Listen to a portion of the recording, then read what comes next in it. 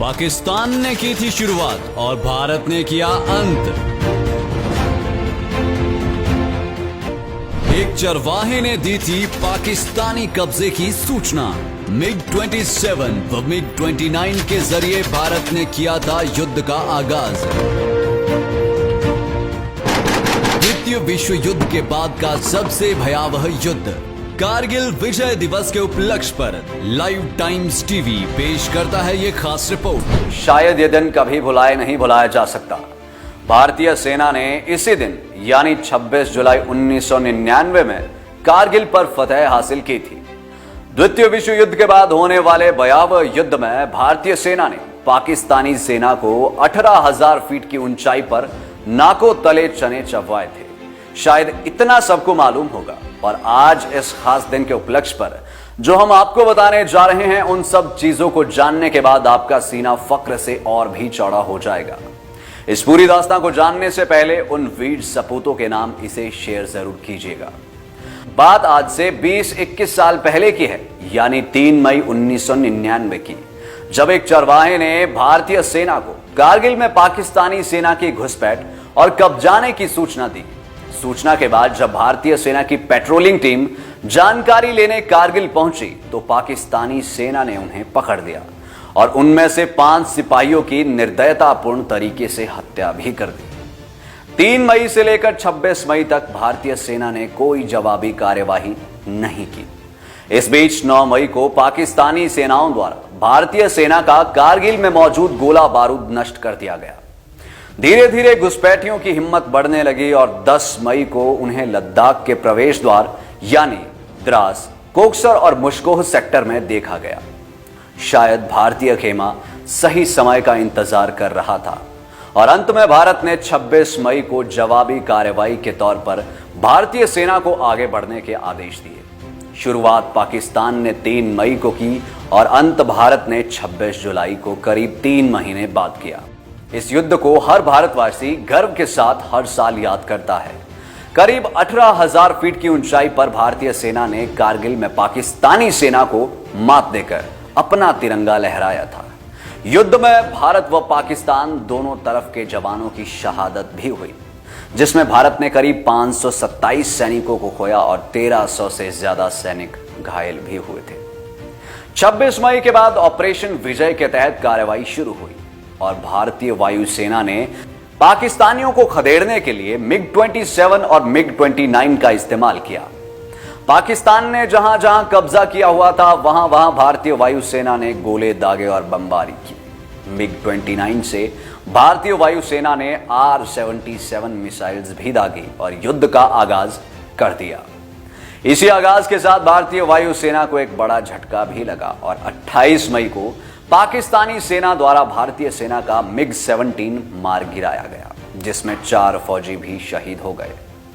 5 जून को भारतीय सेना ने पाक रेंजर्स द्वारा कब्जा किए जाने की सूचना भारतीय मीडिया को दी और भारत के अखबारों में इस खबर ने तहलका मचा दिया। इसके बाद 6 जून से भारतीय सेना ने पूरी ताकत के साथ पाकिस्तान पर हमला करने का मन बनाया और 9 जून को बाल्टिक की 2 चौकियों पर भारत ने तिरंगा फहराया।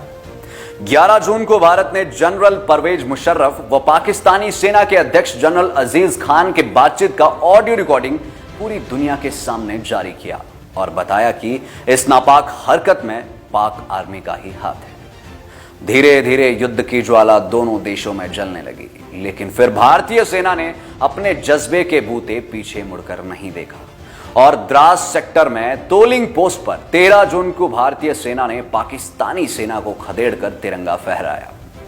इस युद्ध के बीच अमेरिका को भी पड़ना पड़ा, जब अमेरिका के प्रेसिडेंट बिल क्लिंटन ने पाकिस्तानी सेनाओं को पीछे हटने को कहा, लेकिन पाकिस्तानी सेनाएं पीछे नहीं हटी और लड़ती रही, जिसके जवाब में 29 जून को भारतीय सेना के शूरवीरों ने टाइगर हिल के पास 2 पोस्टों पर फिर से झंडा लहराया। धीरे धीरे भारतीय सेना ने पाकिस्तान का मनोबल तोड़कर रख दिया था और 2 जुलाई के दिन भारतीय सेना के जवानों ने कारगिल को तीनों तरफ से घेर लिया। दोनों देशों की तरफ से खूब गोलीबारी और बमबारी हुई। सैकड़ों जवान शहीद हुए, लेकिन भारत ने हिम्मत न हारते हुए हौले हौले सभी पोस्टों पर कब्जा जमा लिया और अमेरिका को इस बात की सूचना भी दी गई। जिसके बाद तत्कालीन प्रधानमंत्री अटल बिहारी वाजपेयी ने देश की जनता से ऑपरेशन विजय की जीत की घोषणा की। उसके बाद से जवानों की शहादत और याद के तौर पर 26 जुलाई को हर साल कारगिल विजय दिवस के रूप में मनाया जाता है। यह ज्ञात रहे कि कारगिल युद्ध में बहुत से हिमाचल के वीर सपूतों ने अपनी जान देश के लिए न्यौछावर की। आइए जानते हैं कौन कौन है वो वीर सपूत जिन्होंने देश के लिए अपनी जान की बाजी लगा दी। इसमें सबसे पहला नाम आता है कारगिल के शेरशाह विक्रम बत्रा का, जिन्हें मरणोपरांत परमवीर चक्र से सम्मानित किया गया। विक्रम बत्रा ने जब चोटी से रेडियो के जरिए अपना विजय उद्घोष यह दिल मांगे मोर कहा तो सेना ही नहीं बल्कि पूरे भारत में उनका नाम छा गया। इस दौरान विक्रम के कोड नेम शेरशाह के साथ ही उन्हें कारगिल का शेर की भी संज्ञा दे दी गई। अगले दिन चोटी 5140 में भारतीय झंडे के साथ विक्रम बत्रा और उनकी टीम का फोटो मीडिया में आया तो हर कोई उनका दीवाना हो उठा। मिशन लगभग पूरा हो चुका था जब कैप्टन अपने कनिष्ठ अधिकारी लेफ्टिनेंट नवीन को बचाने के लिए लप गए। लड़ाई के दौरान एक विस्फोट में लेफ्टिनेंट नवीन के दोनों पैर बुरी तरह से जख्मी हो गए थे। जब कैप्टन बत्रा लेफ्टिनेंट को बचाने के लिए पीछे घसीट रहे थे तब उनकी छाती में गोली लगी और वो जय माता दी कहते हुए वीर गति को प्राप्त हुए। राइफलमैन संजय कुमार, जिनका जन्म हिमाचल प्रदेश के बिलासपुर जिले के ककोल बल्किन ग्राम में हुआ था। सेना में शामिल होने से पहले उन्होंने दिल्ली में टैक्सी चालक का भी काम किया और सेना में भर्ती होने से पहले वह 3 बार रिजेक्ट भी हुए और इन्हें भी परमवीर चक्र से सम्मानित किया गया। सुधीर कुमार वालिया, जो कांगड़ा के पालमपुर से संबंध रखते थे, इन्हें मरणोपरांत अशोक चक्र से सम्मानित किया गया। कैप्टन सौरभ कालिया, जिन्हें पाकिस्तानी सिक्योरिटी फोर्सेस द्वारा बंदी अवस्था में मार दिया गया। गश्त लगाते समय इनको व इनके 5 अन्य साथियों को जिंदा पकड़ लिया गया और उन्हें कैद में रखा गया, जहां इन्हें इतनी यातनाएं दी गई और उसके बाद फिर मार दिया गया। ये हिमाचल के कुछ ऐसे वीर सपूत थे जिन्होंने कारगिल युद्ध में भारत मां का सर ऊंचा रखा और डटकर दुश्मनों का सामना किया। लाइव टाइम्स टीवी देश की समस्त जनता को कारगिल विजय दिवस की शुभकामनाएं देता है और ये छोटी सी रिपोर्ट हमारे इन सभी रियल लाइफ हीरोज के नाम। देखते रहिए लाइव टाइम्स टीवी। मैं हूं मनोज ठाकुर, मेरे साथ senior video journalist Ajay Bhatia ji. जय हिंद, जय भारत, जय हिमाचल।